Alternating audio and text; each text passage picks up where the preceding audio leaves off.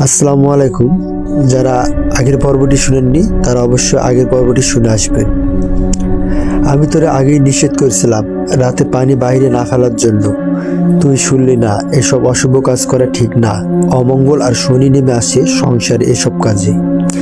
ঠিক আছে, যা আমার রুমে গিয়ে দেখ, লম্বা একটা বাক্স রাখা আছে, সেখান থেকে একটা শাড়ি বের করে পরে নে।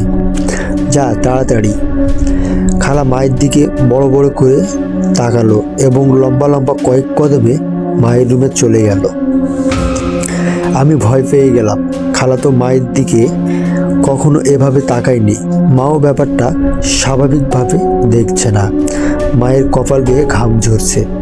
আমার কাছে বসে গেল মা। অনেকক্ষণ হয়ে গেল খালা তো মায়ের রুম থেকে বের হচ্ছে না। ভয়া আমার হাত পা কাঁপছে, মাও ভয় পাচ্ছে। কি করব বুঝতে পারছি না। বাসায় আর কেউ নেই। খালা কি করছে রুমে? এত সময় কেন নিচ্ছে? বাইরে খালার সাথে কি অন্য কিছু হয়েছিল? এসব ভাবছি বসে বসে। তাৎক্ষণিক মায়ের রুমের দরজা খোলার আওয়াজ আসলো একটা। ভয়ে বুকটা কেঁপে উঠলো আমার। একই দেখলাম আমি। খালা একটা সাদা শাড়ি পরে বেরিয়ে আসলো। মা বলতেছে, কিরে ছোট, তুই আমার শাশুড়ির শাড়ি পরলি কেন? খালা খুব জোরে জোরে হাসতেছে, অট্টহাসি। হাসির বিকট শব্দে আমি আর মা অবাক। খালা মায়ের পাশে এসে বসলো।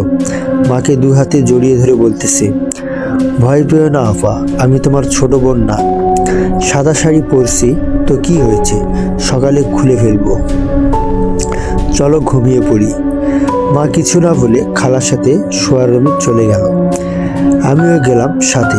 সেখানে গিয়ে আরো বিস্মিত হলাম। বক্সের সব কাপড়গুলো এলোমেলো করে চারদিকে ফেলে রাখছে। বাক্সটা খাটের নিচে খালি ফেলে রাখছে। মা বুঝতে পেরে গেছে খালার উপর অশরীর নজর পড়েছে। আমাকে মা বলল, অয়ন শুয়ে পড়ে গিয়ে যা। আমি আমার রুমে গেলাম, কিন্তু ঘুম আসছে না কিছুতেই। অনেক রাত হলো, মাও ঘুমাতে পারবে না জানি। খালার অস্বাভাবিক কথাগুলো চোখে ভাসছে শুধু। আমি তাকিয়ে থাকতে থাকতে রাত 1টা বাজে। ঘুম আসছে না। চোখ বন্ধ করে শুয়ে আছি। খানিক সময় পর একটু ঘুম ঘুম লাগছে। 2:30টার দিকে মায়ের বিকট চিৎকারে ঘুম ভাঙলো আমার।